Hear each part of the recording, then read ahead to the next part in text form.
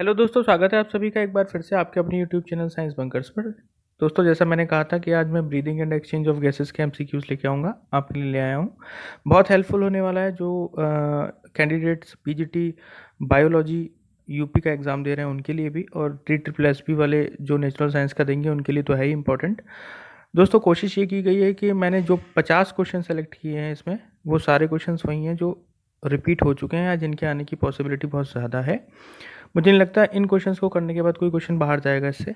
ठीक है, ध्यान से इस वीडियो को इसीलिए लास्ट तक देखना, कोई क्वेश्चन छूटना नहीं चाहिए दोस्तों, सारे इंपॉर्टेंट क्वेश्चन हैं। क्वेश्चन नंबर 1 देखते हैं दोस्तों। Respiration involve one of the following sets of process. ठीक है, इसमें से एक सेट जो है इंपॉर्टेंट है, कौन सा? ए रेस्पिरेशन कुछ नहीं होता। ठीक है, इंस्पिरेशन होता है, एक्सचेंज ऑफ गैसेस है, एंड एक्सपिरेशन है। तो जो पहला वाला है ये बिल्कुल करेक्ट हो जाएगा। Question number 2, oxygenated blood from lungs is carried out by. ठीक है, ऑक्सीजनेटेड जो ब्लड है लंग्स में वो कौन कैरी करता है? ऑक्सीजनेटेड ब्लड की बात हो रही है। ठीक है, लंग्स से। ठीक है, लंग्स से कौन लेकर के जाएगा? पल्मोनरी वेन लेकर के जाएगी दोस्तों। ठीक है, क्योंकि आर्टरी तो इम्प्योर या डीऑक्सीजनेटेड ब्लड कैरी करती है जो हार्ट तक लेकर के आती है। ठीक है, सॉरी, लंग्स तक लेकर के आती है, हार्ट से लंग्स तक लेकर आती है पल्मोनरी आर्टरी, और लंग्स से बाहर ऑक्सीजनेटेड ब्लड को कौन लेकर के जाती है वापस हार्ट तक? पल्मोनरी आर्टरी, है ना, सॉरी वेन, है ना। आपने ये वाला वो देखा होगा डायग्राम। ठीक है, तो यहाँ से जो लंग्स को जाएगी ये पल्मोनरी क्या हो गई? आर्टरी हो गई, और यहाँ से जो वापस आएगी, वापस के लिए पूछा है तो पल्मोनरी वेन हो गई। ये करेक्ट आंसर हो गया। थर्ड देखिए, glottis is opening in the floor of. ठीक है, ग्लॉटिस जो होती है ये बक्कोफेरेंजियल कैविटी की ओपनिंग होती है दोस्तों। क्वेश्चन नंबर 4 देखिए, a person met with an accident and died instantly without any injury to heart, brain, stomach and kidney. ठीक है, one of the following reason for is death may be. एक person है, accident हुआ है और बिना किसी इंजरी के, हार्ट में कोई इंजरी नहीं है, ब्रेन में नहीं है, स्टमक में, किडनी में नहीं है, फिर भी डेथ हो जाती है। तो उसका मोस्ट पॉसिबल जो रीज़न हो सकता है दोस्तों वो ये हो सकता, देखिए, इंटेस्टाइन ट्विस्टेड होने से मरेगा नहीं पर्सन, आरबीसी कोगुलेट होने से एकदम से नहीं मरेगा, टाइम लगेगा। स्टमक जो है स्टॉप डाइजेशन, उससे भी नहीं मरेगा। लेकिन अगर डायफ्राम पंचर हो गया दोस्तों, है ना, तो तुरंत एट द स्पॉट डेथ हो जाती है। डायफ्राम पंचर का मतलब ये है, डायफ्राम जानते हैं, ये मसल है, ठीक है, लंग्स के नीचे। ठीक है, तो ये जो है ये रेस्पिरेशन में हेल्प करती है। ठीक है, इसके बिना रेस्पिरेशन नहीं हो सकता। ठीक, आपने सुना होगा कई बार चाकू लग जाते हैं लोगों को लेकिन जिंदा रह जाते हैं। रीज़न इज़ कि डायफ्राम जो है डैमेज नहीं होता, लेकिन कई बार एक ही चाकू लगता है और पर्सन की डेथ हो जाती है क्योंकि डायफ्राम पंचर हो गया दोस्तों, है ना। तो अच्छा क्वेश्चन था। One of the following is a difference between pulmonary respiration of frog and human. ठीक है, फ्रॉग और ह्यूमन के बीच में क्या डिफरेंस है रेस्पिरेशन में? Diaphragm and ribs play important role in respiration. ठीक है, lungs are the respiratory organ, respiration अगर due to the pressure gradient. ठीक है, तो जो डिफरेंस है वो ये वाला है क्योंकि डायफ्राम नहीं होता उसके अंदर। ठीक है, then in mammals ventilation movement of lungs are govern by. ठीक है, तो ये दोनों ही मसल्स, डायफ्राम भी है, साथ में इंटरकोस्टल मसल्स रिब्स के साथ जो अटैच होती हैं वो दोनों ही वेंटिलेशन देखती हैं। देन क्वेश्चन नंबर 7 है, बीसीजी जो वैक्सीन है वो किसके लिए होती है? टीबी के लिए होती है, ध्यान रखिएगा। निमोनिया के लिए तो पीसीवी न्यूमोनोकोकल वैक्सीन होती है ना, और बीसीजी है जो ट्यूबरक्लोसिस के लिए रहती है दोस्तों। Then pneumatic and inhibitory centers are associated with. ठीक है, न्यूमेटिक जो है वो रेस्पिरेशन से रिलेटेड है। ठीक है, तो यहाँ पर ये जो सेंटर्स हैं वो किससे रिलेटेड है? ब्रीदिंग से रिलेटेड है। ठीक है, न्यूमेटिक एंड इनहिबिटरी सेंटर्स जो होते हैं ब्रीदिंग से रिलेटेड है। Then when the oxygen supply to the tissue is inadequate in condition. ठीक है, ऑक्सीजन अगर इनएडिक्वेट है, टिश्यूज को प्रॉपर ऑक्सीजन नहीं पहुंच पा रही है, इस कंडीशन को हम हाइपोक्सिया बोलते हैं, ध्यान रखिएगा दोस्तों, है ना। एनोक्सिया का मतलब होता है बिल्कुल भी ऑक्सीजन नहीं आ रही है। ठीक है, प्लोरेसी एक कंडीशन है जिसमें लंग्स इन्फेक्शन है, तो इसको हाइपोक्सिया बोलते हैं दोस्तों। 10th देखिए, if the thoracic fall but not lungs is punctured. Thoracic wall puncture हो गई है लेकिन लंग्स पंचर नहीं हुए हैं तो क्या होगा? देखिए, मैन जो है वो तुरंत डाई हो जाएगा इस कंडीशन में भी, क्योंकि थोरेसिक फॉल अगर पंचर हो गई है ना तो लंग्स कोलैप्स कर जाएंगे और पर्सन की डेथ हो जाएगी तुरंत ही। तो डायफ्राम पंचर होता है तो भी तुरंत सडन डेथ है, और अगर थोरेसिक फॉल पंचर होती है तो भी डेथ होती है। Question number 11, number of alveoli in the two human lungs is, है ना, दो जो लंग्स हैं उनमें कितनी एल्वुलाई लगभग दोनों की मिलाकर के होती हैं? 600 से 800 मिलियन तक होती हैं दोस्तों, ये एनसीईआरटी में भी गिवन है। Then earthworm breathe through the earthworm का ध्यान रखिएगा, अर्थवर्म के अंदर जो रेस्पिरेशन होता है दोस्तों ये स्किन के थ्रू होता है। मैं फ्रॉग वाला भी आपको एक बार बता चुका हूँ, वो 2014 वाले पेपर में आ चुका है। फ्रॉग में तीनों से होता है, लंग्स से भी होता है, ठीक है, और गिल्स से भी होता है और स्किन से भी होता है। तो फ्रॉग में तो तीनों तरह के रेस्पिरेशन मिलते हैं आपको, है ना, और अर्थवर्म में स्किन वाला मिलेगा आपको, ठीक है। Then Adam's apple correspond to, Adam's apple जो होता है, ठीक है, उसमें वो किसके करस्पॉन्डिंग है, ठीक है, तो ये आपको पता होना चाहिए, लैरिंग्स, ठीक है, इसमें प्रेजेंट होता है। Then in human beings rib cage and sternum move upward and outward during, rib cage और स्टर्नम जो होते हैं, ठीक है, स्टर्नम तो जानते हैं ना आप, स्टर्नम जो है आपकी वो बोन है छोटी जिसके साथ में रिब्स अटैच है, rib cage and sternum move upward, ठीक है, एंड आउटवर्ड। तो इसमें इंस्पिरेशन के ड्यूरिंग ऐसा होता है, जब सांस आप अंदर लेते हैं तो आप फील करिएगा कि रिब्स जो है वो बाहर जाते हैं और ऊपर जाते हैं, ठीक है, inspiration. The in mammals, the body cavity is partitioned into thoracic and abdominal parts bye, ठीक है, डायग्राम, ठीक है, ध्यान रखेंगे दोस्तों, थोरेसिक कैविटी को और एब्डोमिनल कैविटी को हम डायफ्राम से सेपरेट करते हैं। देन क्वेश्चन नंबर 16 देखिएगा, एक्सपिरेशन इन्वॉल्व, एक्सपिरेशन में क्या क्या आएगा इसमें, जब आप सांस बाहर निकाल रहे हैं तब क्या आएगा, तो ध्यान रखिएगा दोस्तों, जब सांस बाहर निकाल रहे हैं तो उसमें रिलैक्स होते हैं डायफ्राम, ठीक है, सांस बाहर निकालने का मतलब है डायफ्राम का अपना डोम शेप में आ जाना वापस से, ठीक है, और इंटरकोस्टल मसल्स का भी रिलैक्स हो जाना, ठीक है, तो relaxation of diaphragm and intercostal muscles, ठीक है दोस्तों।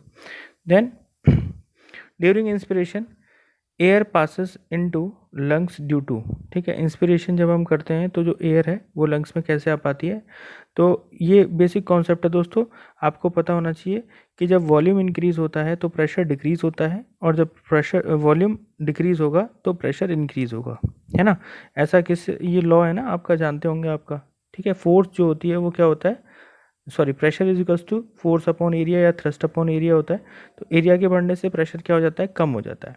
तो अपनी थोरेसिक कैविटी में भी यही होता है कि जब रिब्स वगैरह बाहर जाती हैं, डायफ्राम नीचे जाता है, तो अंदर का जो वॉल्यूम है तो थोरेसिक कैविटी का वो इंक्रीज हो जाता है, उसकी वजह से जो बाहर की जो एयर है, ठीक है, वो कहाँ जाती है, अंदर आ जाती है, उस गैप को फिल करने के लिए। आप कहें कि अंदर का प्रेशर लो हो जाता है और बाहर हायर प्रेशर से अंदर लोअर प्रेशर की तरफ एयर मूव करती है, तो increase in the volume of thoracic cavity and fall in the lung pressure, इसकी वजह से इंस्पिरेशन हो पाता है। तो क्वेश्चन नंबर, इसका जो ऑप्शन जाएगा वो 1 जाएगा दोस्तों। क्वेश्चन नंबर 18 की बात करते हैं, expiration, expiratory muscles contract at the time of, ठीक है, जब एक्सपिरेटरी मसल्स कब कॉन्ट्रैक्ट होंगी, फोर्सफुल एक्सपिरेशन के टाइम पर, है ना दोस्तों, नॉर्मल में नहीं होंगी, फोर्सफुल एक्सपिरेशन होगा तो ये कॉन्ट्रैक्ट होंगी उस समय। Reduction in respiratory surface of the lungs due to break down of partition level in the alveoli is known as, ठीक है, रेस्पिरेटरी सरफेस जो है उनमें रिडक्शन हो जाना, ठीक है, और ब्रेक डाउन हो जाना एल्वोलाइज का, ये एम्फाइसीमा कहलाता है। जो चेन स्मोकर्स होते हैं, सिगरेट स्मोकर्स, ठीक है, उनके साथ में ये कंडीशन बहुत रहती है एम्फाइसीमा वाली, ठीक है, इसमें क्या होता है कि एल्वोलाई डैमेज होने की वजह से जो आपके लंग की कैपेसिटी है वो डिक्रीज हो जाती है। Question number 20, inflammation of the lungs covering causing severe chest pain, ठीक है, इसे प्लूरिसी बोलते हैं दोस्तों, ठीक है, inflammation of lungs covering chest, जिसे प्लूरिसी बोलते हैं, मैंने आपको बताया था। देन टाइडल वॉल्यूम जो होता है ह्यूमन बींग्स में दोस्तों वो कितना होता है, टाइडल वॉल्यूम पूछा, टीवी, ठीक है, टीवी जो होता है वो 500 होता है दोस्तों, ध्यान रखेंगे। इसे एनसीईआरटी में बहुत अच्छे से दे रखा है दोस्तों, टाइडल वॉल्यूम, है ना, वॉल्यूम्स भी दे रखे हैं वहाँ, इंस्पायर IRV ERV सब दे रखा है, रेसिडुअल वॉल्यूम, है ना, उसके बाद कैपेसिटी है, total lung capacity, vital capacity, है ना, रेसिडुअल कैपेसिटी, ये सारी दे रखी है, आप एक बार देख लीजिएगा। रेसिडुअल वॉल्यूम पूछा है, जो एवरेज लंग्स हैं उनके अंदर वो 1500 ml होता है दोस्तों, जो बचा हुआ रेसिडुअल वॉल्यूम होता है ये कभी भी किसी आप कह सकते हैं कि वाइटल प्रोसेस में काम नहीं आता, ये ऐसी एयर है जो लंग से बाहर नहीं निकाली जा सकती, ठीक है, यानी कि एक तरीके से आप नया एक बैलून लीजिए, उसमें आप एक बार फिर से हवा भरिए और निकालिए तो उसके अंदर कुछ एयर रह जाएगी, ठीक है, वही एयर ये रेसिडुअल वॉल्यूम कहलाता है, ठीक है, ये जो हमारे लंग्स हैं इनमें 1500 ml रहता है। वाइटल कैपेसिटी की बात करें लंग्स में तो वो कितनी होती है दोस्तों, वाइटल कैपेसिटी जो है वो, पहले मैं आपको फॉर्मूला बता देता हूँ, तो इसका फॉर्मूला रहता है दोस्तों, है ना, एक तो IRV, ठीक है, plus ERV plus tidal volume, ठीक है, तो ये सारा का सारा मिला के लगभग 3000 से जाकर के 450, ठीक है, 4500 सॉरी ml तक चला जाता है। तो ये 3 लीटर से, ठीक है, 3 लीटर से 4.5 लीटर्स तक होती है, ठीक है। तो ये ऑप्शन करेक्ट हो जाएगा। Question number 24, volume of air left after maximum forceful expiration. मैंने अभी बताया था आपको कि कितनी भी फोर्स के साथ अगर आप एयर अपने थोरेसिक कैविटी से बाहर निकाल दीजिए फिर भी लंग्स के अंदर कुछ अमाउंट रह जाता है, ठीक है, that is called as the residual volume, ठीक है। इसे हम क्या बोलते हैं, रेसिडुअल वॉल्यूम बोलते हैं। जो कितना है लगभग मैंने आपको बता दिया, ठीक है, कितना है रेसिडुअल वॉल्यूम, लगभग 1500 ml, ठीक है, ये क्वेश्चन बता दिया मैंने आपको। देन 25 देखिए, partial pressure of oxygen in the inspired and expired air is respectively, ठीक है। पार्शियल प्रेशर पूछा है किसका, ऑक्सीजन का, इंस्पायर्ड एयर में और एक्सपायर्ड एयर में। तो ये पार्शियल प्रेशर दोस्तों रहता है 158, ठीक है, और एक्सपायर्ड एयर में रहता है 116, ठीक है, इंस्पायर्ड में 158, और ये mm/Hg क्या है, ये यूनिट है प्रेशर को मापने की। देन 26 देखिए, rings of cartilage that surround the trachea, ठीक है, ये रिंग्स ऑफ कार्टिलेज जो ट्रैकिया को सराउंड करते हैं दोस्तों, ये कौन सी हैं, क्रिकॉइड है, सी शेप की कार्टिलेज होती हैं, ठीक है, ये ट्रैकिया को सराउंड करती हैं। इंपॉर्टेंट क्वेश्चन है, ध्यान रखिएगा दोस्तों। और 27 देखते हैं दोस्तों, ह्यूमन बींग्स में CO2 का कंसंट्रेशन पूछा है इंस्पायर्ड एयर में और एक्सपायर्ड एयर में। तो इंस्पायर्ड में जो रहता है दोस्तों, ये पॉइंट आप कह सकते हैं ये 0.03 है, 0.03, और एक्सपायर्ड में ऑब्वियसली थोड़ा ज़्यादा होगा, तो ये 4.3 या 4.4 भी दिख जाएगा कहीं आपको। तो यहाँ पे 4 दे रखा है, तो आंसर 4 को लगाते हैं। Then oxygen and carbon dioxide concentration in the alveolar layer, ठीक है, एल्वुलर एयर में ऑक्सीजन और कार्बन डाइऑक्साइड का कंसंट्रेशन पूछा गया है, ठीक है। तो एल्वुलर एयर की अगर बात करें तो दोस्तों इसमें आपका जो ऑक्सीजन है, ठीक है, वो एल्वुलाई लेवल पे जो रहता है वो 21% रहता है, जबकि जो कार्बन डाइऑक्साइड है, ठीक है, वो 4% रहता है। ये ध्यान रखिएगा, एल्वुलाई की बात हो रही है, ठीक है। देखिए अलग अलग जो है परसेंटेज है, ठीक है, ऑक्सीजन की, कार्बन डाइऑक्साइड की, ठीक है। जैसे मैंने आपको बताया कि एल्वुलाई साइड पे जो आपका कंसंट्रेशन रहता है ना, परसेंटेज रहता है। अगर यही क्वेश्चन में ऐसे पूछता कि दोनों ही जगह ही अगर आपसे कार्बन डाइऑक्साइड का कंसंट्रेशन पूछ लेता, ठीक है, अगर मैं बात करूँ आपसे कार्बन डाइऑक्साइड की कंसंट्रेशन पूछी गई है और यहाँ पर आपसे ऑक्सीजन की पूछी, तो ऑक्सीजन 21% और कार्बन डाइऑक्साइड 4%, ये बात हो गई एल्वुलाई की। अगर यही चीज़ अगर आप देखेंगे कि एल्वुलाई ना होकर के अगर ये आपसे पूछता है कि भाई ब्लड में क्या होगा, है ना, तो वहाँ कंसंट्रेशन बदल जाएगा दोस्तों। तो ये थोड़ा याद रखने की ज़रूरत पड़ेगी। एक NCERT में चार्ट भी गिवन है इससे रिलेटेड, उस चार्ट को ज़रूर देख लें, ठीक, तो वो काफ़ी हेल्पफुल रहेगा। ऐसा नहीं है कि जो हम बाहर निकाल रहे हैं, ठीक है, मतलब एक्सपीरेशन कर रहे हैं, एक्सेल कर रहे हैं, उसमें ऑक्सीजन नहीं है, ठीक है, उसमें भी ऑक्सीजन होता है, या जो हम इनहेल कर रहे हैं उसमें भी कार्बन डाइऑक्साइड है, लेकिन जो इनहेल हम कर रहे हैं वो कार्बन डाइऑक्साइड कितना है, 0.04%, ठीक है। लेकिन वहीं अगर हम बात करें ऑक्सीजन की तो वो 21%, ठीक है। उल्टा इसका देखिए, अगर बात करें कि जब हम एक्सेल करते हैं तो उसमें भी CO2 के साथ, CO2 तो कितना बताया हमने, 4%, लेकिन उसमें 16% क्या रहती है, ऑक्सीजन भी रहती है दोस्तों, है ना। चलिए आगे बढ़ते हैं। Oxygen dissociated curve of myoglobin, ये हाइपरबोलिक होता है, हमेशा ध्यान रखिएगा, ठीक है, इस तरीके से रहता है, ठीक है, तो हाइपरबोलिक कर्व बनता है। Function of tracheal cilia is to, जो ट्रैकियल सीलिया होते हैं वो क्या करते हैं, म्यूकस को बाहर निकालते हैं, तो पास म्यूकस आउट, ठीक है, तो ट्रैकियल सीलिया का काम ये होता है। Respiration in mature mammalian erythrocytes are, ठीक है, तो जो मैच्योर मैमिलियन एरिथ्रोसाइट्स हैं उसमें किस तरीके का रेस्पिरेशन होता है, इंपॉर्टेंट क्वेश्चन है, ध्यान रखिएगा दोस्तों। ये होता है एनारोबिक, ठीक है, अच्छा क्वेश्चन है, काफ़ी बार पूछा गया है। नेक्स्ट क्वेश्चन देखते हैं हम लोग। If the CO2 concentration in the blood increases the breathing shall, ठीक है, अगर CO2 का कंसंट्रेशन बढ़ जाता है ब्लड में तो ब्रीदिंग क्या होगी, इंक्रीज हो जाएगी दोस्तों, ठीक है, क्योंकि सेल्स के पास में ऑक्सीजन की कमी होने की वजह से डिमांड बढ़ जाएगी ऑक्सीजन की और हम तेज़ तेज़ सांस लेंगे दोस्तों। 33 देखिए, respiratory mechanism is controlled by, ठीक है, ये CNS से कंट्रोल होता है रेस्पिरेटरी मैकेनिज्म, उसमें पोन्स जो होते हैं आपके ये इंपॉर्टेंट रोल प्ले करते हैं दोस्तों, है ना, सेरेबेलम के पार्ट में ना वहाँ पोन्स होते हैं, आपने पढ़ा होगा, ठीक है, वो इंपॉर्टेंट रोल प्ले करते हैं। न्यूमेटिक सेंटर भी बोलते हैं पोन्स को। 34th क्वेश्चन देखिए, amount of air that move in and out of the lungs with each normal inspiration and expiration, उसको हम क्या बोलते हैं, देखिए नॉर्मल की बात हो रही है, ठीक है, इतना एयर जो नॉर्मल एक्सपिरेशन और इंस्पिरेशन से हम कर रहे हैं वो आपका टाइडल वॉल्यूम कहलाता है, TV, कितनी कैपेसिटी होती है? 500 ml। ठीक है, अच्छा question. Then the greatest quantity of air that can be expired after a maximum inspiration effort is. ठीक है, एक ग्रेटेस्ट क्वांटिटी ऑफ एयर जो कि एक्सपायर्ड एयर, ठीक है, can be expired after a maximum inspiratory effort, यानी कि सांस पूरी आपने ले ली है, ठीक है, एक कह सकते हैं आपने कि जो सांस लिया है आपने फोर्स्ड इंस्पिरेशन किया है और पूरी तरीके से आपने एयर भर लिया, उसके बाद हम कितना सांस निकाल सकते हैं, इसको हम क्या बोलते हैं? इसको हम वाइटल कैपेसिटी के नाम से जानते हैं दोस्तों, है ना। क्या होता है फॉर्मूला आपको? ERV, ठीक है, plus IRV plus tidal volume, ठीक है, IRV और टाइडल वॉल्यूम, ये तीनों मिला करके, और ये मैंने बता दिया 3 लीटर से कितना 4.5 लीटर तक होता है।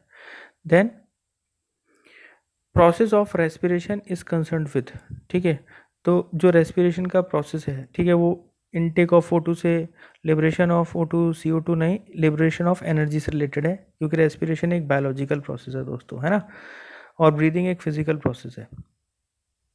तो क्वेश्चन नंबर 37 देखते हैं, which of the following prevent collapsing of trachea. तो आसान क्वेश्चन है, बहुत बचपन से पढ़ते आ रहे हैं। रिंग्स ऑफ कार्टिलेज या कार्टिलेजिनस रिंग्स, ठीक है, ये प्रिवेंट करती हैं कोलैप्सिंग ऑफ ट्रैकिया। 38 देखते हैं, द कवरिंग ऑफ लंग्स, ये प्लूरा कहलाती है, मैंने आपको पिछली वीडियो में बताया था, ठीक है। Then in the process of transport of CO2 which phenomena occur between RBC and plasma, chloride shift रहेगा इसका, ठीक है, अच्छा क्वेश्चन। देन 40 देखिए, tuberculosis in man is caused by, ठीक है, TB जो है वो बैक्टीरिया है एक टाइप का, तो है ना, और इसके लिए वैक्सीन आपको पता है BCG, है ना, बेसिलस कैलामिटी ग्यूरिन। देन 41 देखिए, impulse of voluntary muscles for forced breathing starts in, ठीक है, ये किस में स्टार्ट होगा? पूंछ में, मैंने बताया ये न्यूमेटिक सेंटर भी बोलते हैं, न्यूमेटिक सेंटर, ठीक है दोस्तों। देन नेक्स्ट क्वेश्चन देखिए, which of the following gases makes the most stable combination with the haemoglobin red blood cells. हम जानते हैं कार्बन मोनोऑक्साइड, इसकी एफिनिटी बहुत ग्रेट होती है दोस्तों, बहुत स्टेबल होता है ये, किसके साथ में? हीमोग्लोबिन के साथ में, है ना, और कार्बनो हीमोग्लोबिन भी बनाता है, तो ये जो होता है ये पॉइजनस होता है दोस्तों। Then during one circuit of blood from lungs to the tissue back to through the circulatory system, the percentage of hemoglobin giving the oxygen is, ठीक है, 25% ऑक्सीजन लगभग, ठीक है, आती है दोस्तों एक सर्किट में। Then metal associated with the haemoglobin, iron होने वाला है, बहुत अच्छा क्वेश्चन है दोस्तों, ध्यान रखेंगे। Asthma is cause due to the, किसकी वजह से होता है अस्थमा दोस्तों? तो दोस्तों अस्थमा का जो है वो मेनली तो इन्फेक्शन नहीं है ट्रैकिया का, लंग्स का इन्फेक्शन नहीं है, स्पैज़म इन ब्रोंकियल मसल्स, ये अस्थमा का मेन रीज़न होता है, ठीक है दोस्तों। 46 देखते हैं, diaphragm present in the mammal is, जो डायफ्राम है मैमल्स में प्रेजेंट होता है वो क्या करता है? मेम्ब्रेन बिटवीन एक्सट्रीमिटी, ईयर का तो कोई मतलब ही नहीं है दोस्तों, देन ब्रेन का भी नहीं है, पार्टीशन थोरेसिक एंड ये है, मैं आपको बता चुका हूँ। देन क्वेश्चन नंबर 47 देखिए, muscles attach to the diaphragm contract during inspiration to make it, ठीक है, इंस्पिरेशन के टाइम पे जो डोम शेप हमारा ये रहता है डायफ्राम, ये कैसा हो जाता है? फ्लैट हो जाता है, ठीक है, तो ये इस तरीके का रहता है, और जब हम सांस लेते हैं अंदर तो वो फ्लैट हो जाता है लगभग, ताकि जो थोरेसिक कैविटी है उसका एरिया बढ़ जाए, ठीक है। देन 48th क्वेश्चन देखिए दोस्तों, spiracles in cockroaches are analogous to dash in humans, बहुत अच्छा क्वेश्चन है। स्पाइरिकल्स जो होते हैं वो क्या होते हैं? एक्चुअल में पोर्स होते हैं, ठीक है, कॉकरोचेस के अंदर, जिसके थ्रू एयर अंदर आती है, तो ये हमारे जो नॉस्ट्रल्स होते हैं उसके एनालॉगस हैं, है ना, काफ़ी बच्चे इसमें लंग्स और ट्रैके लगा देते हैं, नॉस्ट्रल्स इसका एक्चुअल आंसर होगा। देन 49th क्वेश्चन देखिए दोस्तों, lungs have a large number of narrow tubes called as, क्या बोलते हैं उनको दोस्तों हम? लंग्स के पास में जो नैरो ट्यूब्स होती हैं बहुत सारी, उनको हम बोलते हैं दोस्तों ब्रोंकियोल्स, ठीक है। देन क्वेश्चन नंबर 50 देखिए, मैमेलियन लंग्स जो होते हैं दोस्तों, इनमें न्यूमेरस एल्वोलाई होती हैं, और किस लिए होती हैं, है ना, ताकि जो सरफेस एरिया है गैसेस डिफ्यूजन के लिए वो बढ़ जाए। अच्छा क्वेश्चन है, कई बार पूछा गया है। तो ये जहाँ भी विलाई का मतलब आएगा, ये एल्वोलाई है यहाँ पे, या विलाई का मतलब आएगा, विलाई या एल्वोलाई, ये दोनों ही, ये डाइजेशन की ड्यूरिंग, ठीक है, स्मॉल इंटेस्टाइन में प्रेजेंट होती हैं, वहाँ भी ये सरफेस एरिया बढ़ाती हैं डाइजेशन एब्जॉर्प्शन के लिए, यानी जो डाइजेस्टेड फूड है उसको एब्जॉर्ब करने के लिए। तब कि एल्वोलाई जो होती हैं वो ज़्यादा से ज़्यादा इसलिए होती हैं क्योंकि वो सरफेस एरिया बढ़ाती हैं, किसके लिए? गैसेस डिफ्यूज़न के लिए, ठीक है, ताकि ज़्यादा से ज़्यादा जो एयर है या ऑक्सीजन है, या आप कहें कि जो एक्सचेंज ऑफ गैसेस है वो मैक्सिमम हो सके। ठीक है, तो ये क्वेश्चन 50 मैंने आपको बताया दोस्तों, जो इंपॉर्टेंट क्वेश्चंस थे। ठीक है, कोशिश यही थी कि ज़्यादा से ज़्यादा इंपॉर्टेंट क्वेश्चंस मैं लेकर के आऊँ, तो अच्छे क्वेश्चंस थे। बाकी अगर आपने प्रीवियस वीडियोस नहीं देखे तो उनको भी देख लें दोस्तों, वहाँ भी आपको इंपॉर्टेंट क्वेश्चंस मिल जाएंगे डिफरेंट डिफरेंट टॉपिक से। बाकी दोस्तों अगर अभी तक आपने टेलीग्राम चैनल ज्वाइन नहीं किया है तो उसको ज्वाइन कर लीजिए दोस्तों। वहाँ से मैं रॉ फाइल्स जो हैं, जितने भी मैं वीडियोस बनाता हूँ, इनकी जो PDF है डॉक्स फाइल है, वो वहाँ दे देता हूँ, वर्ड फाइल वगैरह, ताकि आपके पास में क्वेश्चन एक तरीके से एक पूरा का पूरा तैयार हो जाए हर चैप्टर से, हर टॉपिक से।